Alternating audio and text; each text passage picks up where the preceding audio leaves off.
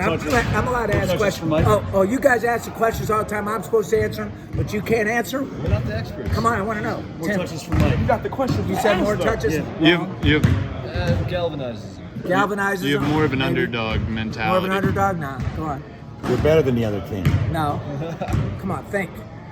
Good crowds, good fan base, right? We don't really have a home court, right? So it's kind of play a good team on the road. We've been pretty good for the most part. Not the whole game, but for the most part, right? So that makes sense, right? Energize A you. little more energy, right? The last time in PPG, a little low energy situation, a little harder. There's your answer. Is there anything? So next time when I ask a question, I want a good answer. All right, let's go. So you're expecting a good crowd then at Robert Morris for this one? We're hoping for? Not my realm. Not my deal. My deal is to get them ready to play the game. Hope so. You had them running a little bit. We're not dead yet either, Jerry, just so for the record. Right? We were in the coffin, but the lid wasn't closed yet.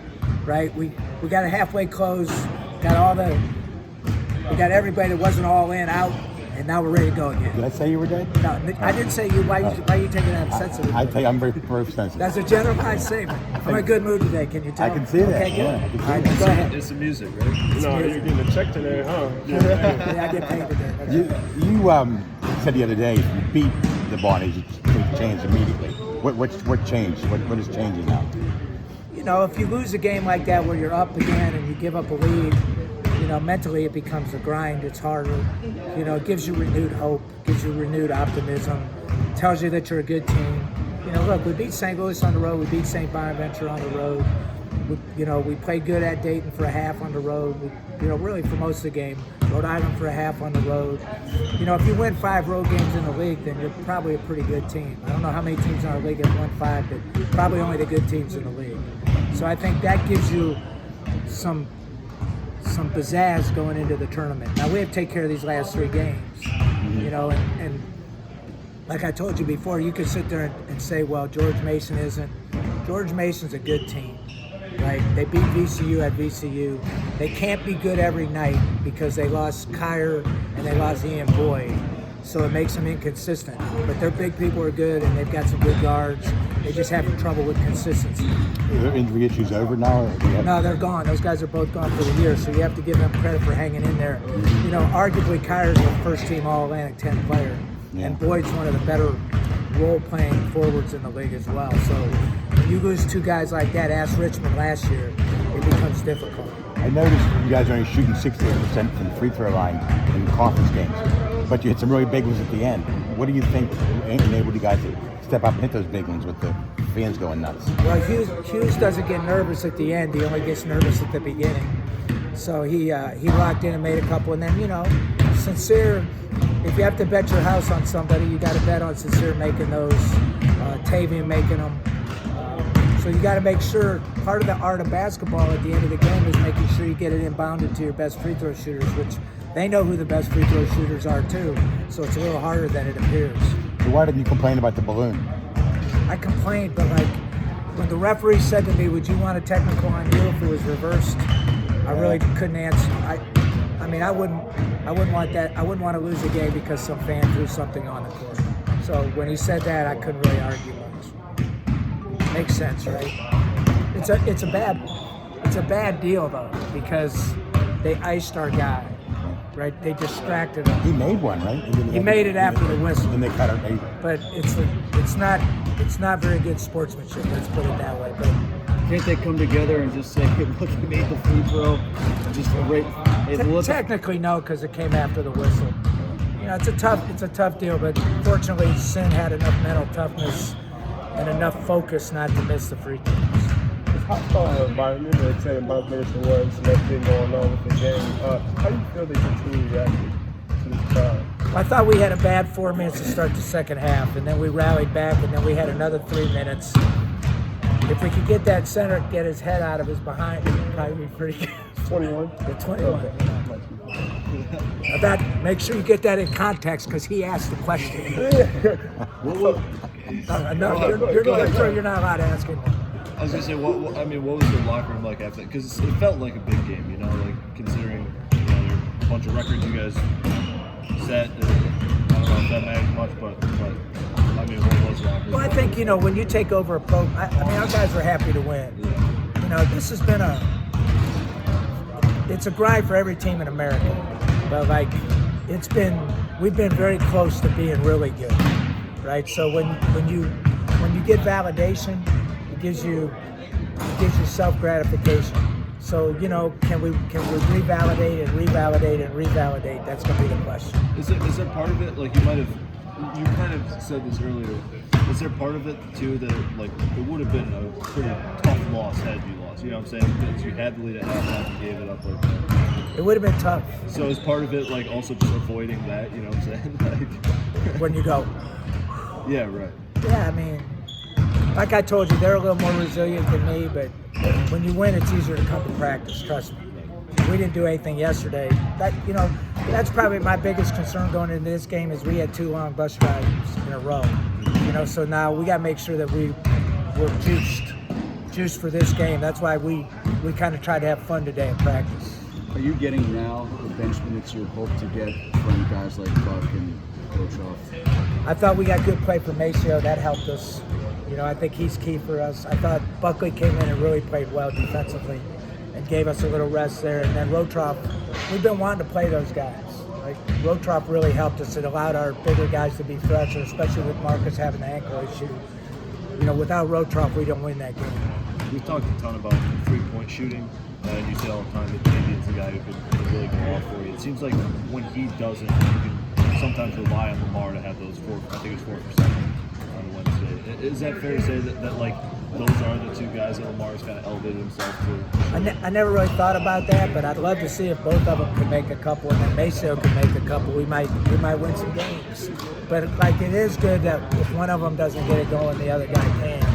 I mean, but to really be good, everybody's got to click on all cylinders. Really. And Bailey Steele included in that, and even Hughes. Hughes thinks he can make 3s, so as long as he thinks it, I let him shoot it. Reporter Hughes, that is. Is Sincere's impact a lot bigger than just him making shots down the stretch? I mean, he was 5 for 17, and he's like kind of the guy that carried you throughout the game. So he made the biggest play of the game. We actually made a dual play on that, right? So he missed the 3, came down, took the charge, Mike blocked the shot. That was a big play. Had he not had the charge, Mike had the block. So, the game's impacted in a variety of ways, and little plays tend to make the difference in whether you win or lose. I'll give you another example. At the end of the game, Lofton drove it, the end of regulation to win the game. Lofton drove it, Mike came to block. We did a decent job chipping down on his Sunni, so he didn't rebound it. The ball went to the other side, and Buckley and Lamar fought like crazy with Welch to make sure he didn't tip it in. Had we not done those other 3 things, we'd probably lose a regulation on a tip-in. Talk about how hostile environment was. What's your reaction to some of the things that get said in the field? Is that the only thing you're stuck on is hostile environments? Yeah, that's what. Did you ever? I'd say Bonaventure is a very nasty place. Did you ever? It's a very hostile environment. It's almost like a Kentucky of their area. Do you realize that you're always involved in conflict and hostile environments? Could that be like something that maybe you caused? I'm just a nice guy. I noticed. I saw you picking up a lot of people during the game. Yeah, I'm a nice guy. So I just answered the question any way I want. All right, go on. Coach, you're on the cusp of 20 wins. What would that mean for the program in general? Well, I mean, how many times in the last 25 years has Duquesne won 20 games? I don't even know the answer, but I know Ron Everhart won once, right? And how many times has Duquesne ever had winning seasons in the A10? Now, look, I'm not a very patient person, and I'm not really, thrilled with just having winning seasons, but it's progress, right? It's progress. What you don't want to do is you don't want to blip backwards. You want to keep going forward. You got home game Saturday. You still got to get on a bus. What would be your routine Saturday, starting in the morning until game time? So, Jerry, that's a good question because our ops guy, Steve McNeese, he's new school and I'm old school. So we have differing opinions as to what time you should do your walkthrough and things like that. So we met halfway in between. So the timing of that could be earlier in the morning so they have a little more rest forward, or a little bit later butted up against the meal, which is at 3 o'clock for a 7 o'clock game, which gives them more time on the front end to sleep in. So those are all kinds of decisions when you're traveling in a home game. Because normally if you're playing at home, it doesn't matter. You get rest on in both directions. What are you going to do? What's your plan? We'll go in between, so they get rest in the morning and then a little bit of rest before the pregame meal. And then we got to go early because of Pittsburgh traffic. You know, you don't know what you're going to get sometimes. So we got to leave it, I don't know, we'll probably leave about 4:20, 4:25. After the meal. After the meal at 3 o'clock. Normally at a home game after the meal at 3 o'clock, you get an hour 15 nap. Take a nap, yeah. Right? For the guys that like to take naps. So you really can't nap on the bus. Just a little different, you know. That's why even playing at PPG is a little easier. I think the atmosphere is a little bit better at Robert Morris than it is at PPG because it's a little more condensed, but I mean, that makes it hard. And then, you know, then getting your students out there, just getting them revved up it's harder when you don't. Almost makes you want to look forward to next season. You're in the middle of this now, but next season you won't have these issues. Hey, I like our team coming down the stretch. I don't know how it'll end up, but like I feel like we're in a good place. I feel like we have belief that we can win against good teams. Now we got to show that we can beat everybody. You know, and this is basketball is a strange deal. Like, who would have thunk VCU would be sitting at 7 and 8 with everybody back and being picked in the first in the league? You know, you just never know how it's going to play out from minute to minute, from game to game, from rut to rut, from winning to winning. Like, you just don't know. Like we could show up tomorrow and somebody could have the flu. I mean, you just have to. I feel like sometimes I'm a fireman. I put out one fire, I go to the next fire, I plug that hole, right, and then there's another hole over there. But that's what everybody does. And the guys that are the best firemen generally win. If it was easy, it wouldn't be any fun, right? No, I mean, shoot. I knew what I was getting into, right? If I wanted it to be easy, I would have stayed where I was, right? Like the last 9 guys got fired here, right? So, like, I knew it wasn't going to be easy.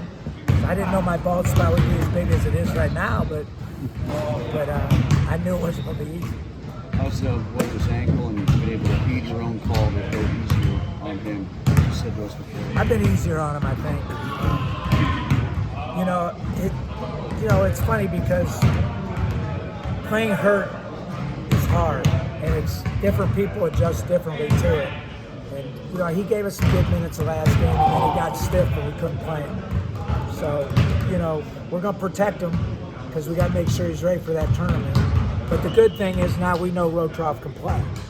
So, you know, we have pretty good depth in the front court now where, you know, we might not get the same scoring ability, but we get some other good things with Rotroff. One thing Rotroff's going to do, and Mike will tell you, is he's going to play as hard as he can every minute. And he's stable, you know, and he's been in the program and he's healthier now than he's ever been. Do you think Mark's good to go tomorrow? I mean, he's going to try. You know, we'll have to play it by ear, see how it goes.